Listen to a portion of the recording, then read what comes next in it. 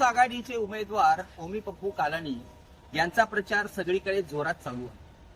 अनेक समर्थक त्यांच्याशी जोडत आहेत. जे विपक्षातील होते किंवा अन्य पक्षातील होते हे देखील त्यांच्या पक्षामध्ये येत आहेत आणि ओमी कालानी यांना मोठं समर्थन देत आहेत. अशातच आझादनगर म्हणलं की राय फॅमिली ही एक रायगड प्रमाणे आहे. अर्थातच त्यांचं जिल्ह्यापेक्षा जास्त त्यांचे नातेवाईक आहेत. त्यामध्ये याच नातेवाईकांच्या माध्यमातून आज त्यांची प्रचार सभा ठेवण्यात आली होती. ज्या सभेला प्रचंड प्रमाणात गर्दी होती. अनेक उत्तर भारतीय म्हणा किंवा महाराष्ट्रीयन म्हणा यांची जी गर्दी होती तिथे पाय ठेवायला देखील जागा नव्हता. पुरेशी जागा नसल्यामुळे त्यांना उभे राहावं वाटत. अशातच या कार्यक्रमाला उपस्थित असलेले ओमी पप्पू कालानी यांचे पिताश्री पप्पू कालानी हे देखील उपस्थित होते आणि त्यांनी संबोधित करताना प्रचार केला. सोबतच त्यांनी सांगितले येणाऱ्या काळामध्ये 20 तारखेला ओमी कालानी यांना जिंकून द्यावे. या प्रचाराचे आयोजन एक तरुण तडफदार युवक दुर्गा राय यांनी केले होते. त्यांची होणारी जी गर्दी होती ती गर्दीच दाखवून देते की दुर्गा राय यांचं कशा प्रकारे कार्य असणार आहे. कारण शिक्षित असलेला हा दुर्गा राय एक सामान्य कुटुंबातला जरी असला परंतु त्याचं जे लोकांसोबत त्याचा जे संपर्क आहे तो मोठ्या प्रमाणात आहे आणि त्याचीच प्रचिती होती की अफाट गर्दी होती. याच दुर्गा रायचे वडील दिनेश राय आहेत, पत्रकार आहेत आणि त्यांनी देखील समाजाची त्यांच्या सोबत जी नाळ आहे ती देखील त्यामध्ये पाहण्यात आली होती की किती प्रमाणात मोठ्या प्रमाणात गर्दी होती. येणाऱ्या काळामध्ये महानगरपालिका देखील निवडून आहेत. अशातच यांची जी प्रचार सभा होती या प्रचंड प्रचार सभेमध्ये जी गर्दी होती ती पाहून ओमी पप्पू कालानी हे देखील गदगद झालेले. सदर या प्रसंगी नेहमीप्रमाणे कमलेश निकम यांनी माध्यमांच्या प्रश्नांना उत्तर देताना सांगितले की कशा प्रकारे पप्पू कालानी यांना जर सरकारने राज्य सरकारने जर त्यांना सुरक्षा प्रदान केली नाही तर कदाचित येणाऱ्या काळामध्ये त्यांच्यावर हमला देखील होऊ शकतो. देखिए, आज की जो आजाद नगर की सभा है वो हमारे युवा नेता दुर्गा राय जी, गुड्डू राय जी, हमारे पार्टी के वरिष्ठ नेता दिनेश राय जी, ब्रिजेश श्रीवास्तव, हमारे बीडी धनगर जी, तमाम साथियों ने आज इस सभा का, मंसूर खान जी, तमाम साथियों ने इस सभा का आयोजन किया गया था. और उस आयोजन में जो सभा के अंदर पप्पू कालानी जी का भाषण सुनने के लिए और जो हमारे तमाम नेताओं ने जो मेहनत की, आज हजारों की संख्या में मेरी महिला, मेरी माता और उत्तर प्रदेश के हमारे तमाम साथी, बिहार से आए हुए तमाम साथी यहाँ पर उपस्थित होकर यहाँ पर अपनी कर्मभूमि आजाद नगर मतलब उल्लासनगर का उत्तर प्रदेश, और आज जिस तरीके से उत्तर प्रदेश के अंदर माहौल है वैसा ही माहौल आज हमारे आजाद नगर में है. लोगों की यही पुकार है कि आने वाले 20 तारीख को बटन नंबर 2 दबाकर तुतारी को भारी बहुमतों से विजय बनाए. महिलाओं की सुरक्षा के लिए, अच्छे रास्तों के लिए और व्यापारियों की दिन दहाड़े हत्या और गुंडागर्दी हटाने के लिए एक बार मौका ओमी कालानी को देने के लिए तमाम नेताओं ने यहाँ पर अपील की.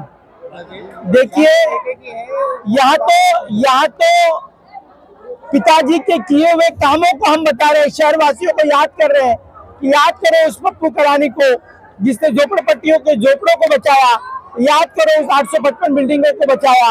हम पप्पू कालानी की याद दिला रही है. इनके पास तो कोई नेता नहीं है जिसके फोटो लगा पाए.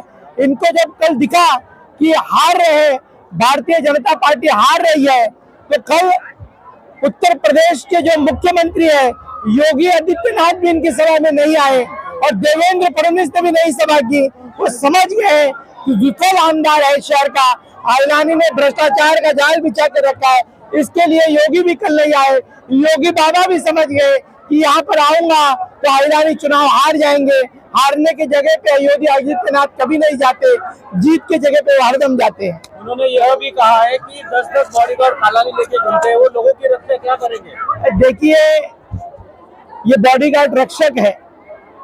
ये पप्पू कालानी जी के जो बॉडीगार्ड है, जो रक्षक है, उल्लासनगर में ट्रैफिक की समस्या बहुत है, वो हल कर रहे हैं. उल्लासनगर के अंदर आए दिन लोगों के मरीजों को हॉस्पिटल लेकर जाने के लिए ये बॉडीगार्ड है. ये बॉडीगार्ड जो है ये उल्लासनगर के व्यापारियों के रक्षा के लिए है. ये बॉडीगार्ड जो है ये उल्लासनगर के तमाम व्यापारियों की सेवा के लिए बॉडीगार्ड है, न कि पप्पू कालानी की सुरक्षा के लिए बॉडीगार्ड है.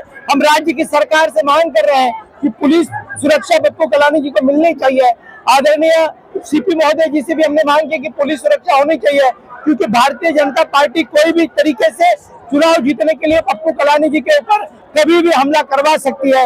ये मेरी व्यक्तिगत शंका है और मैंने तमाम डीसीपी, एसीपी और तमाम अधिकारियों को भी कहा है कि फेक एनकाउंटर होने की पप्पू कलानी को शक्यता है। सोबतच दिनेश राय यांनी देखील सांगितले की कशा प्रकारे या शहरामध्ये भ्रष्टाचार चालू आहे आणि येणाऱ्या काळामध्ये जर ओमी कालानी यांना निवडून नाही दिले तर अजूनही मोठ्या प्रमाणावर भ्रष्टाचार होऊ शकतो। मैं आज सभा में ये उपस्थित हजारों की संख्या में जो महिलाएं आई हैं, अपने जिसे शहर का महानायक कहा जाता है उसकी आवाज को सुनने के लिए, क्योंकि जो गत कुछ वर्षों में जो घटना शहर की नेताओं ने घटाई थी कि पप्पू कालानी को जेल के सलाखों में डलवा दिया था, वो एक कह दिया गया था कि अभी कभी दोबारा बाहर नहीं आएंगे, परंतु इनका आशीर्वाद और भाभी ज्योति कालानी जी की तपस्या उनको बाहर पहुंचाई। उनकी आवाज को सुनने के लिए और उनके शब्दों को सुनने के लिए जो इतनी भारी संख्या में, हजारों की संख्या में जो महिलाएं आई हैं, मैं उनका सहर्ष अभिनंदन करता हूं और कहता हूं कि आप लोग धन्यवाद है। आप लोग जो उपस्थित हुए उसके लिए मैं बहुत आभारी हूं। और सबसे बड़ी बात मैं यह कहना चाहता हूं कि किसी ने कहा है कि भ्रष्टाचार बहुत है इस गवर्नमेंट में। हकीकत है, मैं अपने आजाद नगर के भ्रष्टाचार की बात बता सकता हूँ। 1 करोड़ 5 लाख का टेंडर पास हुआ यह सड़क बनाने के लिए। सिर्फ 20 बाई 20 फुट चौड़ा, 20 फीट लंबा काम किया गया। 1 करोड़ 5 लाख का टेंडर उसी में खलास कर दिया गया। यह भ्रष्टाचार नहीं तो और क्या है। जबकि इसका उद्घाटन आज के 6-8 महीने पहले हुआ था।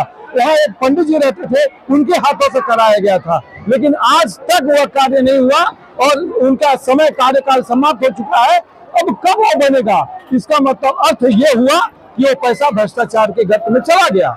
मैं यही कहूंगा, भ्रष्टाचारियों को हटाना है, इसलिए ओमी कालानी को लाना है, 2 नंबर का बटन दबाना है और शहरवासियों को तुतारी बजाना है।